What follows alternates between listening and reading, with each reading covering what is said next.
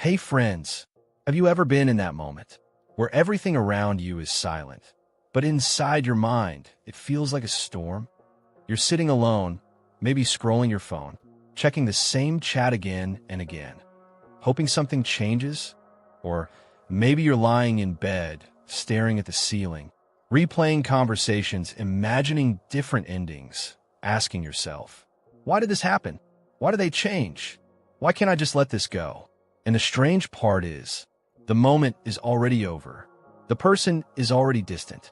The situation has already changed. But still, something inside you keeps holding on tightly, stubbornly, painfully.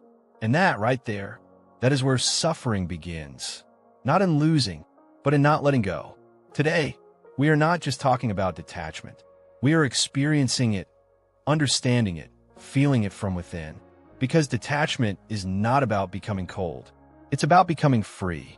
Part 1. Why we hold on. The invisible chains. There is something very human about holding on. We hold on to people because they once made us feel special. We hold on to memories because they once felt perfect. We hold on to expectations because they give us hope. And slowly, without realizing, these things stop being beautiful and start becoming heavy. It's like carrying a bag that was once light, easy, comforting, but over time, you keep adding more into it.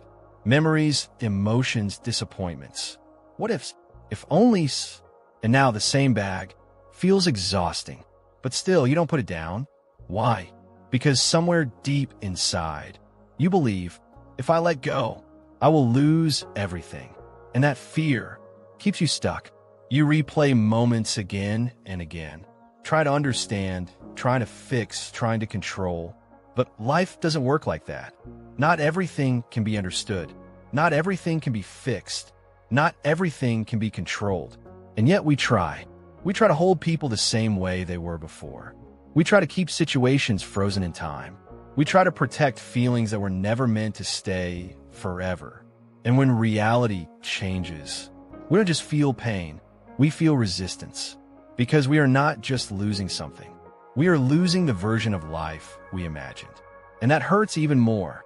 But here's the truth, a quiet, uncomfortable truth. Nothing in life is permanent. Not people, not emotions, not situations. Everything flows. Everything changes. Everything moves. And detachment begins. The moment you stop fighting that movement and start accepting it. Part 2.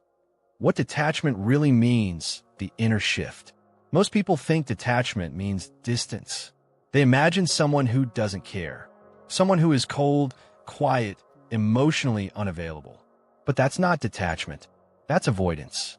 Real detachment is something much deeper, much calmer. It's standing in the middle of everything, feeling everything, but still being at peace. It's like being in the ocean. Waves are rising, falling, crashing, but deep inside the ocean, there is stillness. Detachment is becoming that stillness. You still love, you still care, you still feel deeply, but you don't lose yourself in it. You don't depend on someone's presence to feel okay. You don't break when things don't go your way.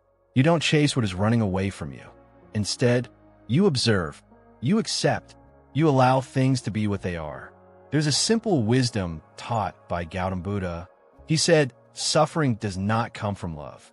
It comes from attachment. Because attachment says, this must stay no matter what. This should not change. I need this to be happy.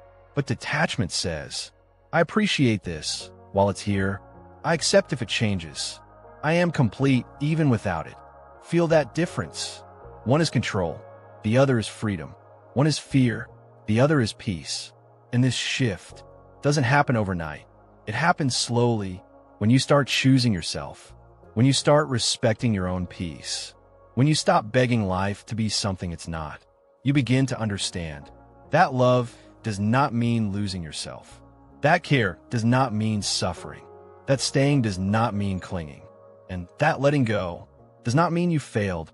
It means you are growing. Part 3.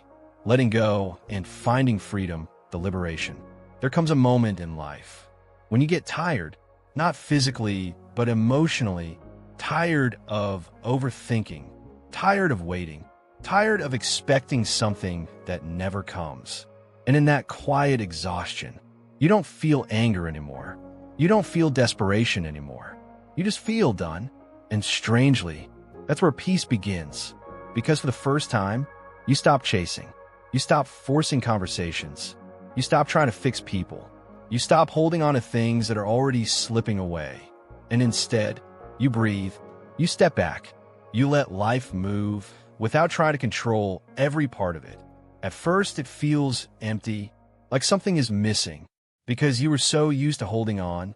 But slowly, that emptiness turns into space. And in that space, you find yourself again. You start enjoying your own company. You start trusting your own strength. You start realizing, I was never incomplete. I just believed I was. And that realization changes everything. Now you can love without fear, care without dependency, give without expecting. Because you know, if it stays, it's beautiful. If it leaves, you'll still be okay. That's real power. That's real freedom. That's the art of detachment. So friends, detachment is not about pushing life away. It's about flowing with it. It's not about losing emotions. It's about not being controlled by them. It's not about being alone. It's about being enough on your own.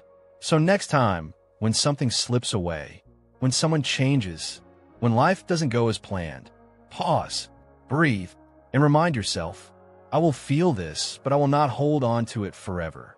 Because peace doesn't come from holding tighter. It comes from gently letting go.